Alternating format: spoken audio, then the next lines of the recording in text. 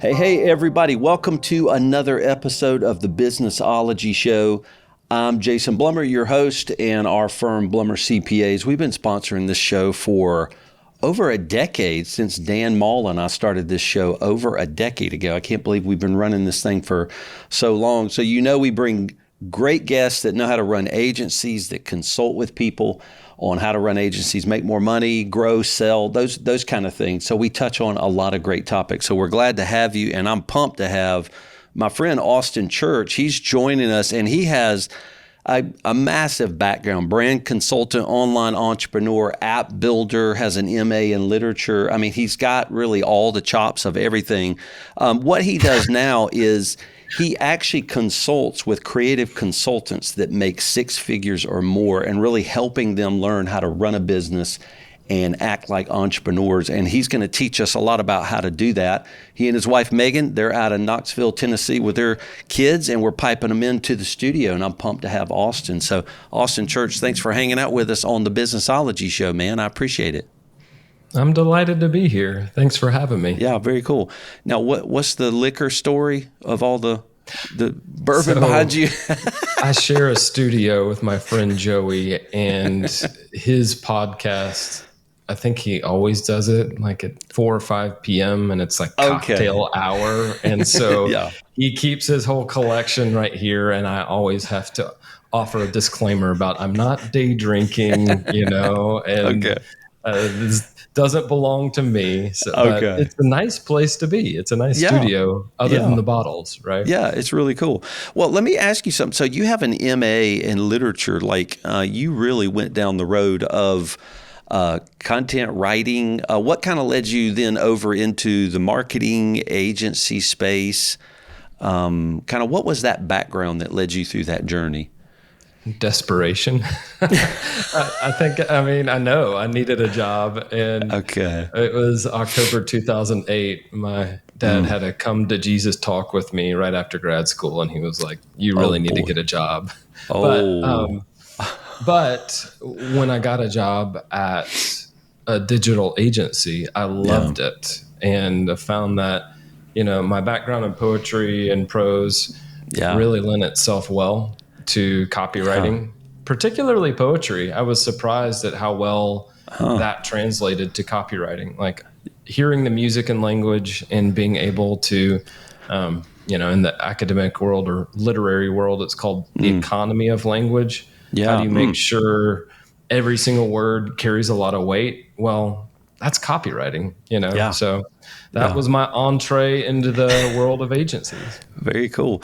Well, you've done some copywriting for us, and it's you warned us up front. You're like, hey, I'm going to be pretty picky because every word means something, and it really is something you're really gifted at. So that was really cool. And you've got that in the chops of what you do in coaching. So that's kind of what I want to dive into. So you work with creative consultants making six figures, and I'm curious as to why is it six figures?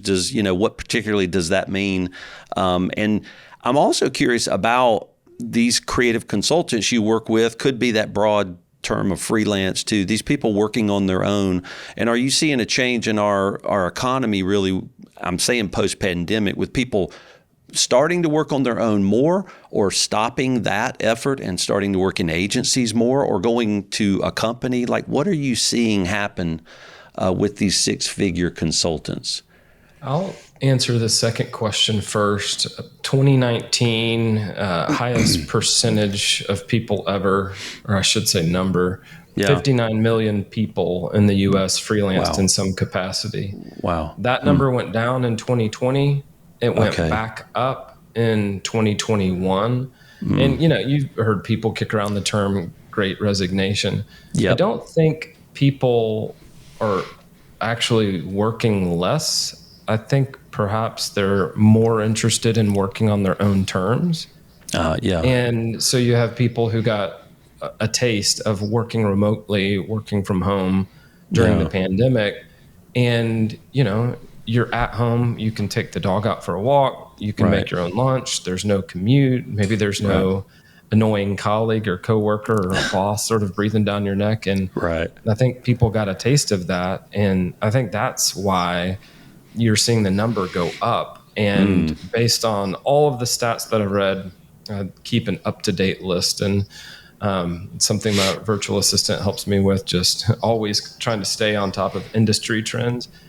All the numbers are pointing up, and the vast majority of freelancers report that their freelance income has replaced and exceeded their 9-to-5 income. Nice. And, the reason I have a job as a coach and consultant is a lot of people are really good at the work itself. And that could be anything from copywriting to design to software development, whatever. And they're able to get some traction. They're able to make some money. But they reach a certain point where they don't necessarily, or they haven't protected their free time. And so I had this one client, she summed it up so perfectly. She said, I had my first $20,000 month and I was miserable and I really wanted to quit. So it's like she had her best month ever. Yeah. She's thinking, how on earth can I repeat that? Like I nearly, like I'm burning out. And so there are a lot of freelancers, creative consultants who, when things finally start to click, a whole new breed of problems crops up. Yeah. And one of those is, oh, wait, like just feeding more of my own time into the business machine. Yeah. That worked for a while, but now I'm burning down, or I've burnt out and I want to quit. Something has to give. And so that is my sweet spot, because I experienced that 2015, 2016, burned out hard. And so I think we always have more compassion and empathy and more expertise too, when we're coaching people through an experience that we ourselves have had. And so that's why I love working with these folks. They're my people. They're creatives. They're ambitious typically. They want to make money. But then what's the point of all that extra money if you're too busy or too burned out to enjoy it? And so that's when I like to, ideally come into the picture and say, let's get back your free time. Let's have more fun, ideally without sacrificing income. Yeah. Do you is there, when somebody's when these creative consultants and freelancers are going to a job, there are boundaries within that job, right? You go into work and then you leave work, and there's some delineation probably in their mind. But when we all do go work at home, there's really not a lot of lines, right? We can just keep working, or we can just not work enough. Like we can really swing for ditches, and is that just some people? Like, work at home is not wrong or bad, but it is for some people. Working at an office is not wrong for some people, but it does hinder other people. So is it just them self-disciplining themselves to know, I need to set my own boundaries now to stop at a certain time? I think it's what you mentioned. You have this scaffolding around you. At a 9-to-5 job. And part of that structure is the commute, right? Like you have this mode switch where you get in your car, or get onto a bus, or get onto a train, or whatever. Yeah. Then you come home and you can sort of mentally unplug or detach from the work. But when you're working at home and you're working for yourself, all of that scaffolding, all of that structure, you have to impose that on yourself. And we all have different personalities. We're all have varying levels of competence when it comes to self-discipline. Yeah. But then you add to that scarcity mindset. Like if you've ever had a month or many months or years where there wasn't enough money, where there wasn't enough work, you develop this habit of saying yes to everything. Yeah. And so there are a lot of freelancers and consultants who have come out of this season of want. Well, if they find themselves in a season of plenty, now they have more work than they can handle. There's some mindset work that has to be done.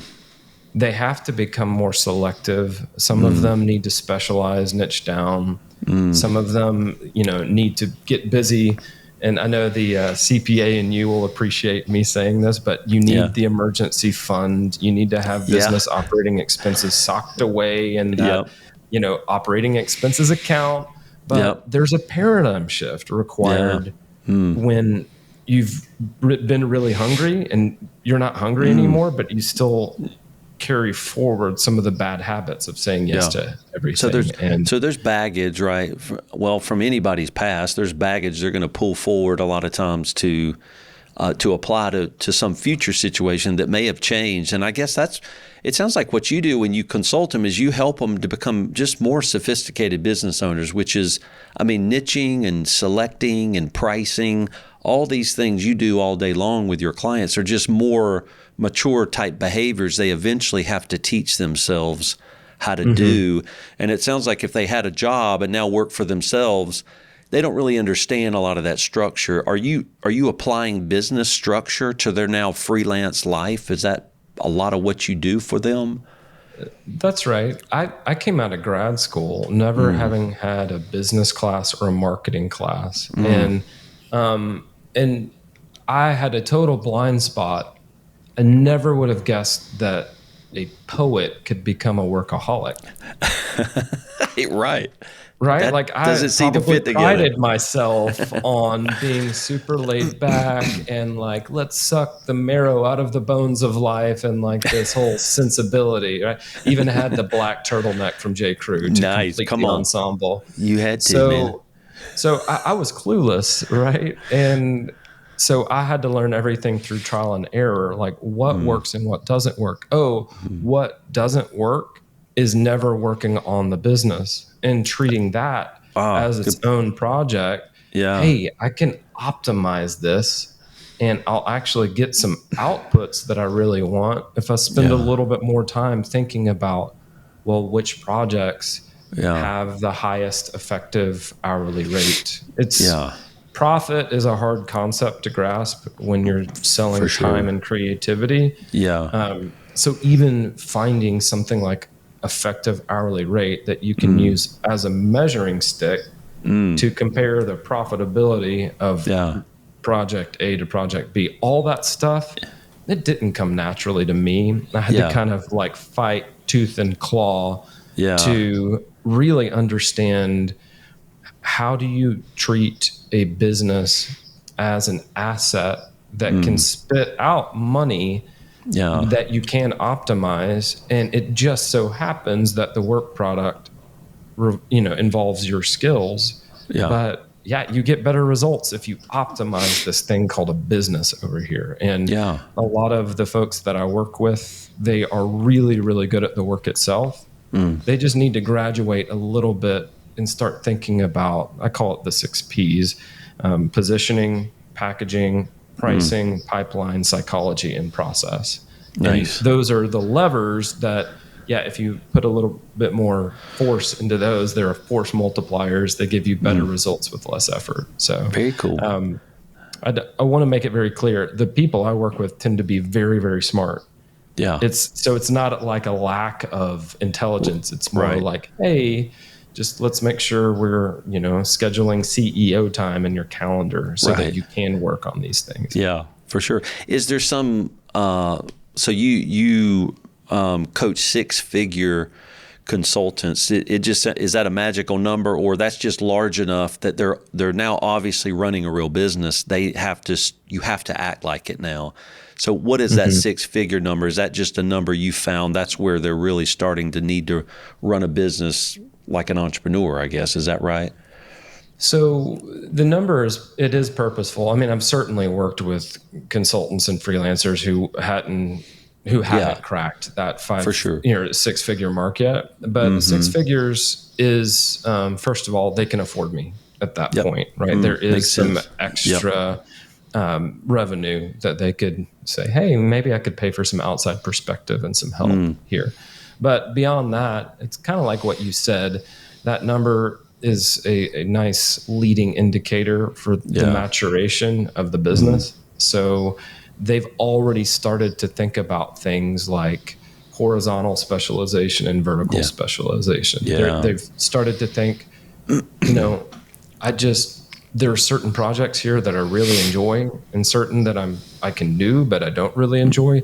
They've already started down that path of how do I get better results with less effort? And so because they're already going down that path, I can join them on that path and say, hey, I can put some fuel on your fire here and accelerate your progress down this path because I've been down it myself, and I can tell you exactly how to spend your time to get the best results.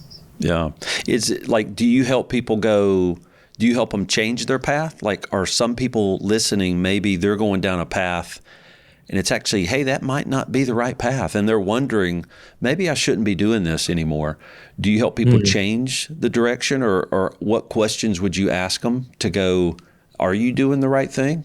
That's hard to question yourself, Sometimes, a lot of ambitious, laid back freelancers, right? Because a lot of people get into self-employment because they want a certain lifestyle. Yeah. They don't want work to consume their lives. So they maybe crack that 6-figure mark, and then they start to think about leverage, that concept of better leverage. Yeah. And for freelancers and people who sell creativity, it's their problem-solving aptitude. There are typically 3 paths that they start to look at when they're more interested in having more free time and fun. And those are, hey, maybe I should scale up into like a lean agency. I could start out with some contractors and maybe eventually hire full-time. That's number 1. Number 2 is maybe I could pivot to value-based consulting. So maybe they've been charging hourly or by the project, but now they're waking up to this idea that some of the work I do is extremely valuable to clients in this niche. Yeah. What if instead of charging, $5,000 for identity design, I could charge $20,000 or $30,000 or $50,000. So they're waking up to this possibility and want to make that transition fully into value-based consulting. And then the third option is digital products, or an online business that truly has that leveraged business model. It's a one-to-many model. I could make a course and then sell it 1,000 times, and wouldn't that be cool? And I have all this expertise. I've built all this stuff for other people. Now I could turn around and sell my sawdust. So sometimes people do come to me and they don't know that what they want is a more leveraged business model. And then I use that language and they're like, oh, that's what I want. I'm like, great. Yeah. That's the track I send them down. So I have 3 different tracks typically that I send people down based on their goals, really. And not everyone has the same goals, and that's okay. Yeah, for sure. And so that's part of vetting through what they want, I guess. And one question I was asking is, when on one of those paths, when they are, building a lean agency or something like that, and they start through the process of leveraging other team members, like, do you know, like, how far do they go until they need to hire a person? And that's got to be different for the different paths, So how do they know when it's time to hire, and what role typically would they need to start hiring first as they're scaling up? Or is that different depending on the path they're on? I think it does depend, but I find the advice I find myself giving most often is not, hey, go try to find a junior copywriter who can take some of this work off your plate. Yeah.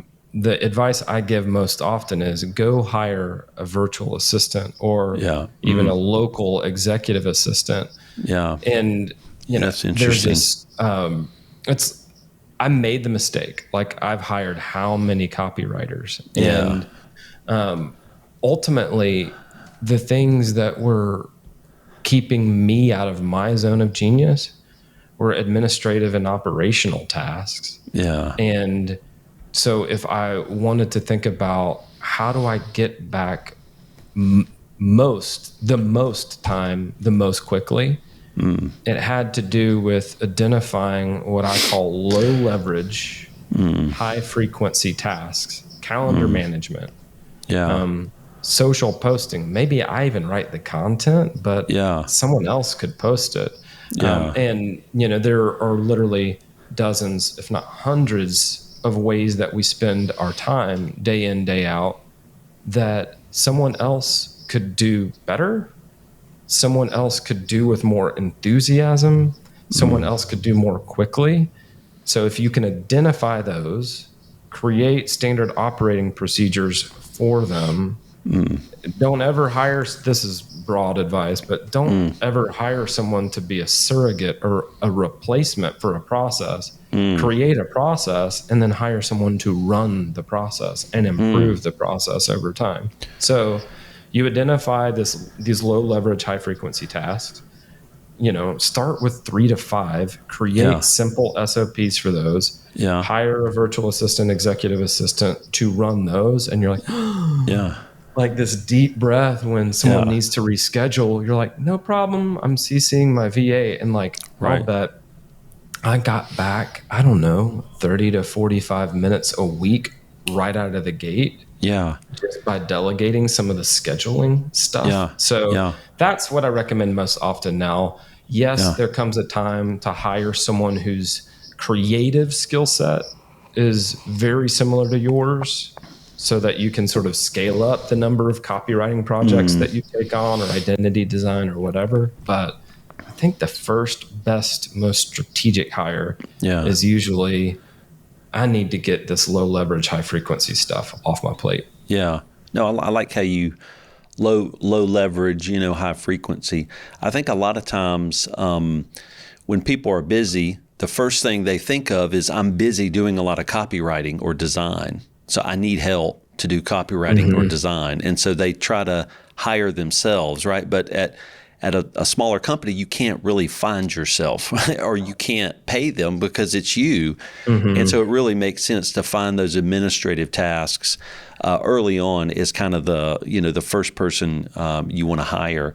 So Austin, we're talking about these levers, these things that these advantages you take advantage of. And maybe you mentioned the 6 Ps, those are some of them, but kind of talk to me through some of the levers, because a lot of times when you're consulting, you say there are these things in the creative entrepreneur's life they're not using, that they need to pull and push, and they're not using those.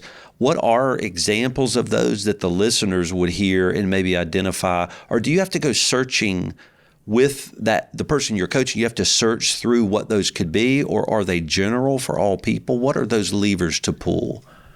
So great question. I think there are 2 categories. One of them is sort of business model level. Right? Okay, yeah. There are levers that exist for a creative consulting business. There are levers that exist for like a medical practice. And I'll use that funny example first, right? Yeah. You're a physician. You want to increase the profitability of your practice. If you were to actually go in and look, hey, which procedures do we perform most often? Yeah. You might realize that there is one cash pay only. We do not bill this through insurance. We have a really great profit margin. Maybe we should put more emphasis on that. So actually identifying where your best profit margins are, that you can get more leverage if you sell more of that than if you sell more of this other thing over here that doesn't have that fat profit margin, right? Makes sense. So that's just one example. And so at the business model level, there are levers for different types of businesses, right?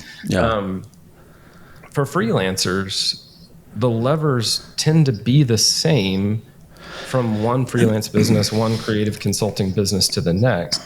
But there are also levers that are more personal. So I love to write. That's my background. I'm good at it. I enjoy it. I get paid directly.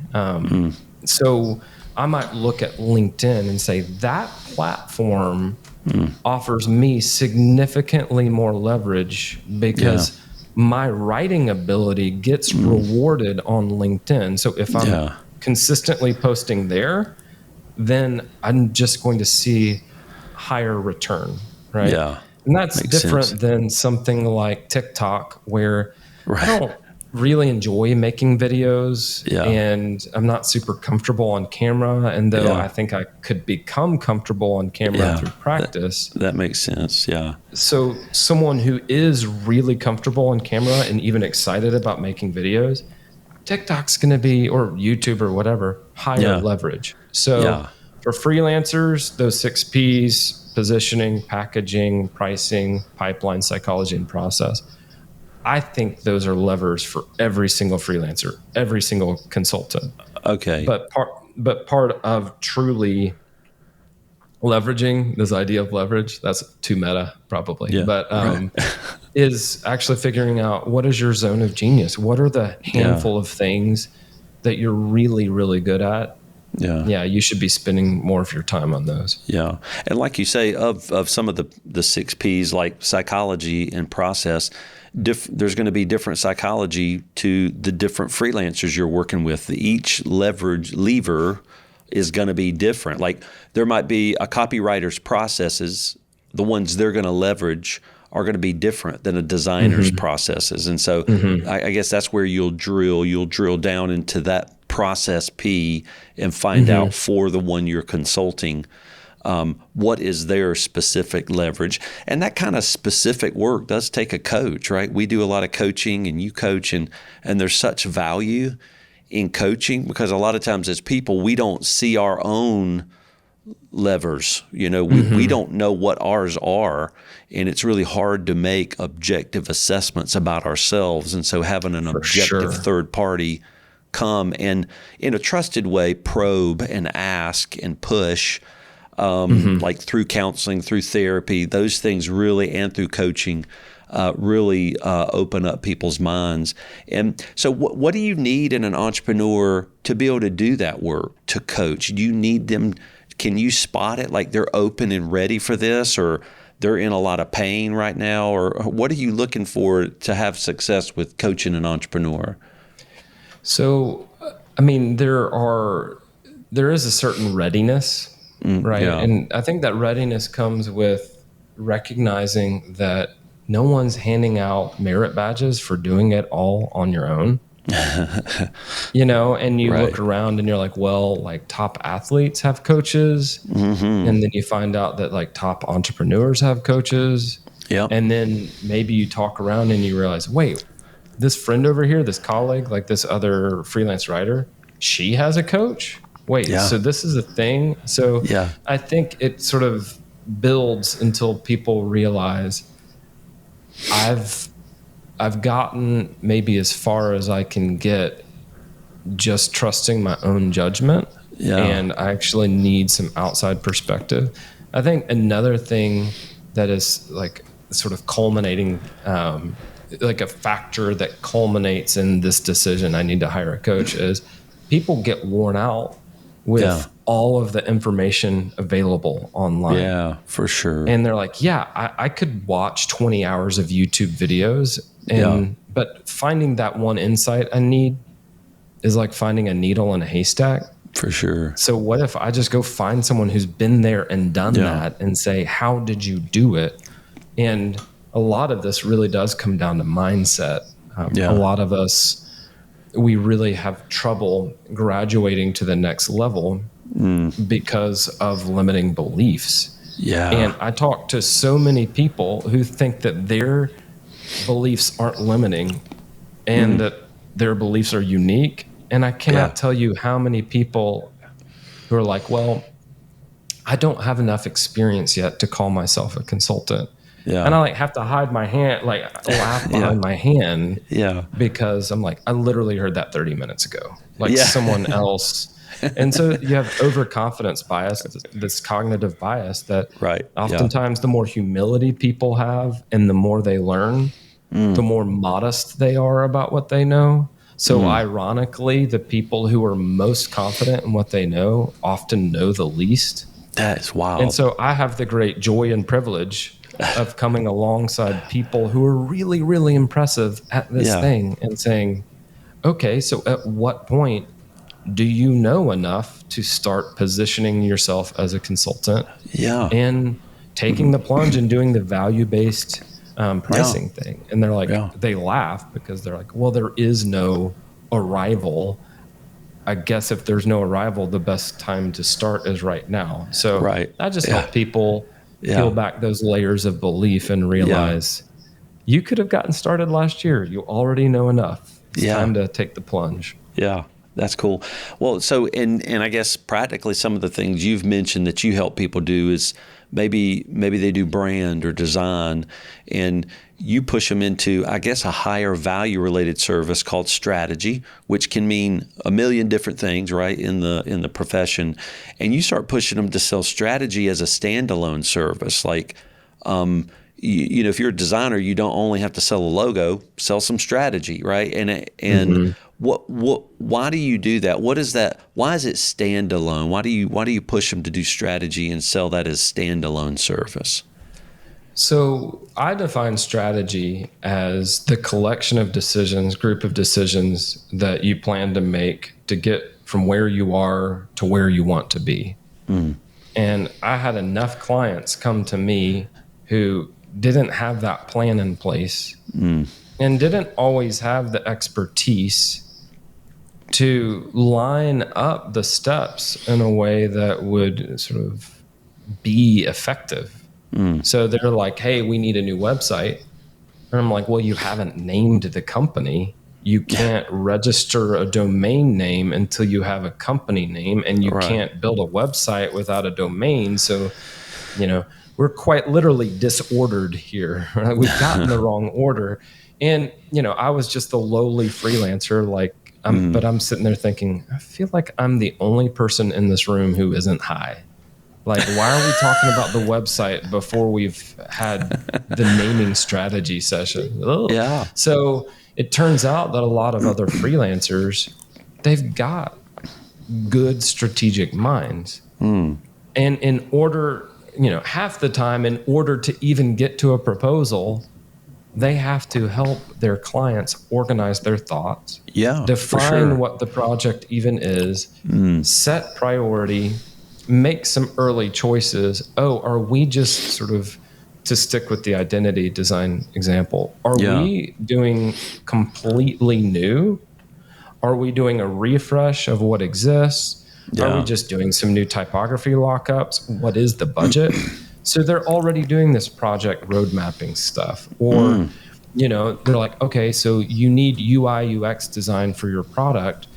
Do you all have a strategy, like a go-to-market strategy or a launch strategy for this product? Well, no, we don't. And, well, hey, I just did 3 projects where I was involved from the very beginning until all the way up through launch.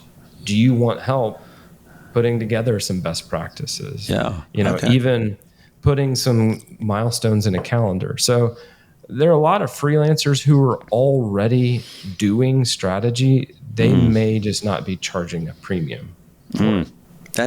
That's interesting. I think when we've worked with people too, we find they couple things together, right? And they'll put it under a practical heading of branding, right? Something they can readily explain, somebody will purchase, because there's fear in pricing things like strategy that are a little more ethereal and maybe misunderstood by the client. It sounds like you're kind of telling them to peel those apart. It's like, no, you're dumping strategy into your brand work already. You need to pull that out, put it up front, price for that, and then also do the brand work, because this strategy piece has a lot of power to it. And you're saying they're already doing it anyway. You have to, just to make a freaking proposal for the logo almost. That's right. And so if you make the proposal and it doesn't get accepted, well, now you've lost all the time that you actually, where you created a ton of value for the client by helping them get clarity around what they even want. And another big an aha moment for me came when I read The Business of Expertise by David C. Baker. Great book. Yeah, and very good. It's toward the middle. I've got this underlined probably more than once. But he talked about how if you look at strategy and implementation as two phases of a project, he just poses the question, where do most of the headaches enter the picture? Well, during the implementation phase. And so he, makes a case for make it so that your clients can't even enter the implementation room in the house unless they've passed through the strategy room first. Yeah, I love that visual. That's a great visual. Right. So there's only one room into the house, and it goes into the foyer or the lobby, which is strategy. Right? Strategy. So this revolutionized my business because, first of all, I realized he was right. Most of the headaches happen during the implementation phase. But I also realized that I could sell strategy as a standalone offer and get paid to vet my clients. Yeah. Because now I've had a chance to work with them, and I'm like, oh, that client was hot mess express. There's no way I want to be the one who's actually doing the thing. So I give them this actionable plan. They're pleased, and they're like, hey, are you gonna, are you gonna head this up for us? And I'm like, I can't. I can make some recommendations, but I would not touch your project with a 27-foot pole. Yeah. But here's the other thing, right? If you do want to continue the relationship, well, when you deliver the report, you just put your proposal at the end. Here are the next steps. Yeah. So you're now getting paid to create your own proposals and vet the client. Yeah. And if you sell strategy first, you typically get much stronger positioning. So if they pay a premium for the strategy session, well, then you're not going to then give them you're not going to be dirt cheap when it comes to any implementation. So there were just so many boxes that strategy checked that I'm like, I made a big pivot in 2016 and just started selling strategy almost more than anything else. And now I'm beating that drum and I'm like, hey, everyone else should sell strategy too. I'm telling you, it's a better way to live. Right? Yeah. Well, and it can be more enjoyable of a service, right? Because it can give the client what they really want. Sometimes that they don't even know to ask for. And, when we're coaching people, we're like, as professionals, we have to sell things clients aren't asking for because they don't know to ask us for the things they truly need. They only ask for that want, that logo. And so pushing them in places they don't know they should be going. Are there particular ways you help them price strategy?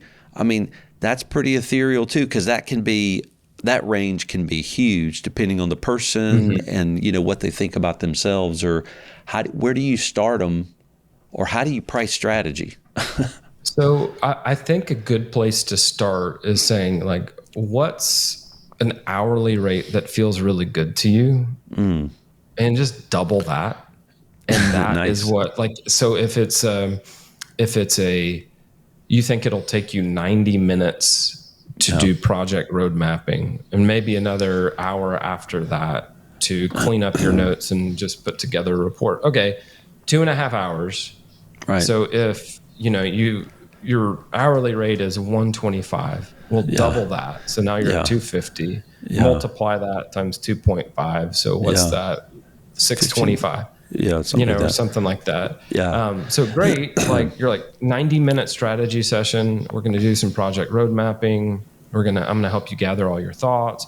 You're going to leave with an actionable plan, and I'll deliver it a couple days later. And whether you choose to hire me or not to help you implement the plan, I promise you're going to save money in the long run. Yeah. By just spending a little bit more time. I sometimes call it axe sharpening. Before you start hacking away at the tree, spend a little bit more time sharpening your tools, right? Yeah. And it's $625. It's $625, and like I said, it's gonna be a great plan whether or not you hire me. And so I think that's a good place to start. But to your point, the sky's the limit in terms of raising the price from there. Yeah. And I think one thing that helps people when they get into that strategy, so they're starting to sell it and they're like, wow, somebody just paid me for something I would have thrown in to the logo. And they go, that's amazing. and they will deliver it, and and often go, wow, that was worth way more than what they paid me, right? They're want more of that. Right. And they're like, I want more of that, so you can get addicted to it. And they're like, I'm not doing that for less than $1,500 because that is extremely valuable. And so it almost gives you confidence to start selling more and more, or raising your price more and more. So it sounds like you're getting them to just dip their toe in the water of selling strategy. And it's, we're not selling snake oil to people. It changes the client. It helps them think through things that they never would have thought through. And sometimes we're building and making the wrong brands and logos for people that we didn't have go through a process of thinking and planning. That's right. So the assumption is that clients come to you already knowing what they want and how to get it. And my experience is that probably 70% of my clients do not have a well-defined project, well-defined plan, and then a really great crew of freelancers or full-time employees, or mix of both, to then make it happen. And yet it's hard for entrepreneurs to be like, I have no idea what I want. Like, no one's going to really come right out and say that. But I wouldn't have been able to sell so many of these strategy sessions over the years, workshops, clarity sessions. I wouldn't have been able to sell them over the years if there weren't a really big need for clarity, confidence, planning. Man, that's amazing. All right, we're running out of time here, Austin. I'm just curious, how do you do all the things you do? So you have your own agency. You do coaching at Freelance Cake, and you've launched your own podcast. You used to run apps. So how do you manage all that? Ineffectively. Okay. No, I am a big fan of a written planner, like a physical planner. I'm a big fan of an app called Things, which I just use for my own task management. I'm a big fan of ClickUp, which is the project management platform that I use with clients. And then I have a bunch of other apps. Like I have a really good tech stack at this point. And I think I've started using Paperbell for coaching. Cool. Laura Roeder, that's her deal. She did meet Edgar before. But I think it goes back to, what are the most important ways I can spend my time? And then what are the tools that help me do that effectively? And then lots and lots of trial and error. And wow, that was a really crappy day. I didn't get anything done. What am I going to do differently? So a regular cadence of reflection. I love it. Well, cool. Well, Austin, thanks for joining us on the Businessology show, man, and just walking through all this strategy and knowledge. If people want to learn more, what's probably the best place they can go online to find some of the things you write or do, or courses that you run? Or find me on Twitter, Austin L. Church, LinkedIn, Austin L. Church, or freelancecake.com. Okay, very cool. Well, thanks for joining us, Austin. We appreciate it. And thank you, listeners, for joining us on the Businessology show. You can check the show notes and get a free book we've written on pricing called The Intimacies of Pricing Your Customer. And it's a meaty book, 60 pages of teaching you how to do some of these things, even that Austin has mentioned today. So thanks again for joining us on the show. We'll check you next time. Take care. Bye-bye.